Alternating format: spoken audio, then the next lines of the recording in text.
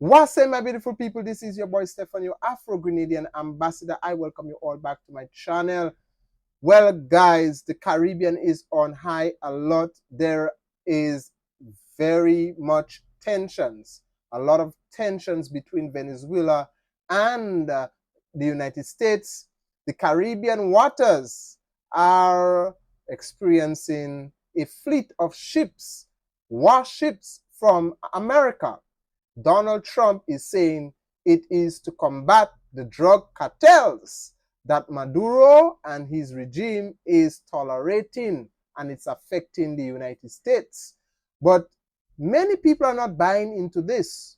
So, some say this is just propaganda from the United States, and it is all lies.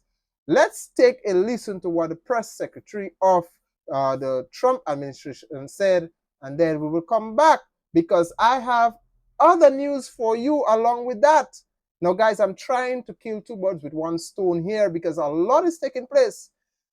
Did you remember when I said Grenada, the previous video I did, that Grenada, Cuba, and African nations are on the list of U.S. visas being revoked, and it is government officials in particular and their families? Well, guys, the Minister of Finance in Grenada, Denise Cornwall, my apology, and his family are the first ones to be targeted by the United States. His visa and his family's visas were revoked. So Grenada is under the radar, and a lot of some of those government officials of Grenada are already being targeted, and the visas are being stripped away from them. Well, guys, let's take a listen to the press secretary, as I said, and we will come back and discuss, because we have a lot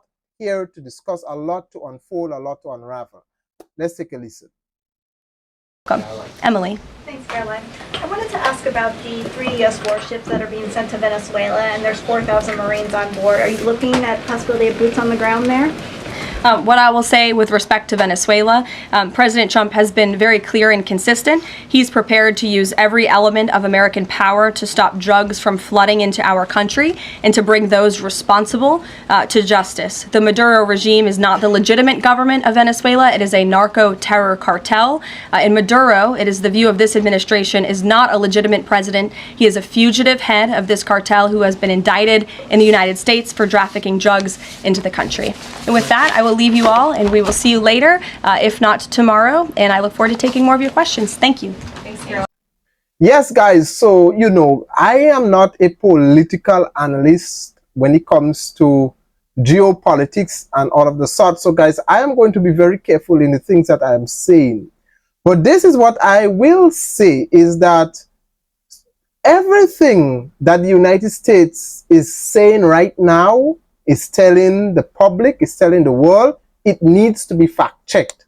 Because the history that the United States has with the Caribbean, we should remember that whenever the United States wants to seek their own interest, whenever the United States wants to go after something that they envy to have, when they don't like a particular government or a particular administration is standing in their way, they will do everything within their power to lie, to spread false information, to spread false, propaganda, because we have seen it happen in the past with our leaders, even here in Grenada, and they got assassinated because of what? Lies and propaganda.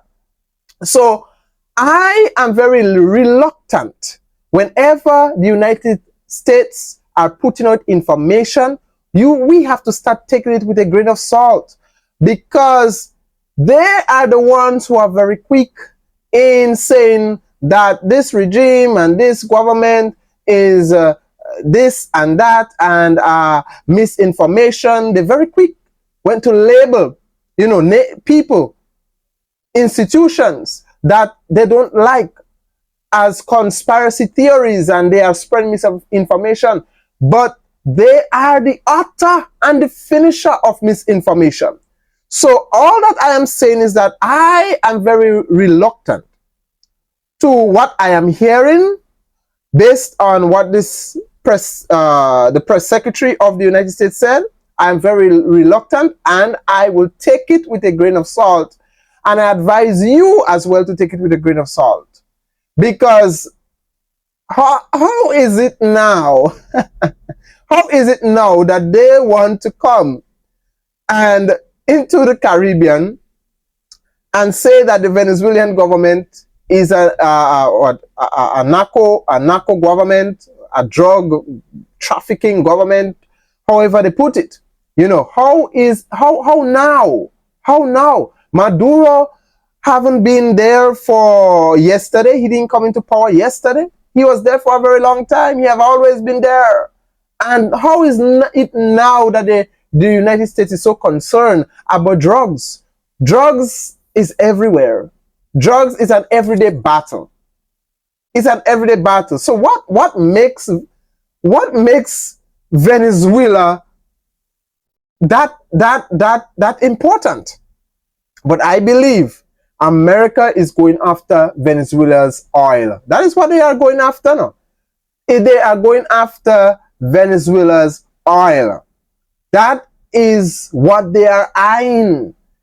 And you know, this thing is very deep, guys. And as I said, I will not comment on things that I don't know, because I don't have the evidence, I don't have the facts. If you want to share your views, you are free to do so in the comment section below. Well, guys, moving on. In Grenada, the finance minister, the minister of finance, his visa was taken away from him. His visa was being revoked. Let's take a listen and then we'll come back and talk all about it. That Finance Minister Denise Cornwall's United States visa has been revoked. Here's what we can tell you. The announcement followed a meeting on August 19 between Grenada's ambassador to the United States and a high-level delegation from the U.S. Department of State in Washington, D.C. That engagement was described as part of ongoing diplomatic exchanges aimed at strengthening mutual cooperation, even as the U.S. confirmed the imposition of visa restrictions. The action forms part of Washington's wider sanctions against countries it accuses of being complicit in Cuba's medical mission program. Under the initiative, Cuban doctors and other medical professionals are contracted to work abroad, with the U.S. contending that most of the earnings are withheld by the Cuban government. As a result of the visa restriction, Minister Cornwall will be unable to attend the 2025 annual meetings of the International Monetary Fund, scheduled for October 13 to 18 in Washington, D.C. The situation has been described as a significant development in U.S.-Grenada relations, given Grenada's close and historic partnership with Cuba. For decades, Cuba provided medical assistance and training to Grenada, with a number of Grenadian doctors receiving their education in Havana. Earlier this year, Minister Cornwall had publicly stated his willingness to forfeit his U.S. visa in order to maintain Grenada's solidarity with Cuba on the issue of the medical brigades. Despite the latest move, both Grenada and the United States have reaffirmed their commitment to maintaining long-standing ties and continuing dialogue through established diplomatic channels. Now, guys, I would say this. This does not only have to do with Cuba doctors or the medical program. This action that the United States has taken has a lot to do with the transformation that is taking place here in Grenada. This young prime minister that we have here in Grenada, called Honorable Deacon Mitchell, is breaking colonial barriers. And the United States, the West, and Europe, they don't like that. It has a lot to do with us coming away from the monarchy. It has a lot of us, it has a lot to do with us bypassing the dollar so that we can trade directly with Africa using our own finances, you know, and exchanges without depending on the US dollar. It has a lot to do with us moving forward, seeking our own sovereignty when it comes to our economics, when it comes to our health, when it comes to education, when it comes to culture, when it comes to all of the sort. It has a lot to do with us no longer the traditional way depending on America and Europe for assistance, but forging relationship with other nations that is like-minded, has the same goals, including Africa. That is what they hate. That is what they don't want. This is what is burning them. And that is why they have seen it fit to single out Grenada. Because Grenada, as small as we are, this Afro-Caribbean Forum has put a dent. Yes, it has put a dent on the, on the agenda when it comes to the Caribbean. This African Forum have opened the eyes of a lot of people. A lot of people is beginning to wise up and embrace the African heritage and understand that it was all lies that have been told when it comes to Africa. That we have been, all along we have been this system have had us in a bubble. And so America and Europe, they don't like that. This has a lot to do with such things that I have just mentioned, not just the medical Cuban doctors here. And I want to tell the government of Grenada, stand firm, because I told you guys this would have come. And once we stand in solidarity with Cuba, we would have to pay a price. But after sorrow comes joy. Nothing in this life is permanent. It's temporary. You know, when it comes to fighting for what is for betterment for ourselves, we will have to pay a price. But God is on our side, and the Almighty will help us. So stand firm. Stand firm. This is my message to the government of Grenada. Don't be intimidated. Don't be shaken. Stand firm. Because now is the time. We cannot abandon Cuba. We cannot allow anyone to come between us and Cuba, because Cubans have been there for us through, my grandmother used to say, through rain, thunder, and lightning. They have been there. They have been true and good friends.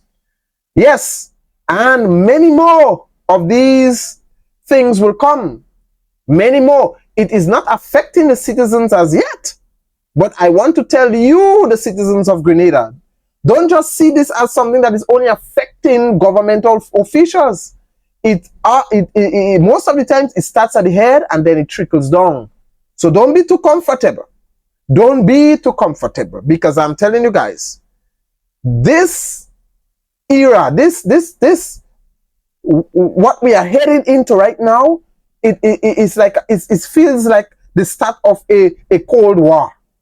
And when I say war, I don't only mean gun and bombs and stuff. A Cold War when it comes to economy, when it comes to, you know, a lot of things. A lot of things. So, this is what I have to say. God bless you guys. See you next time in the upcoming videos.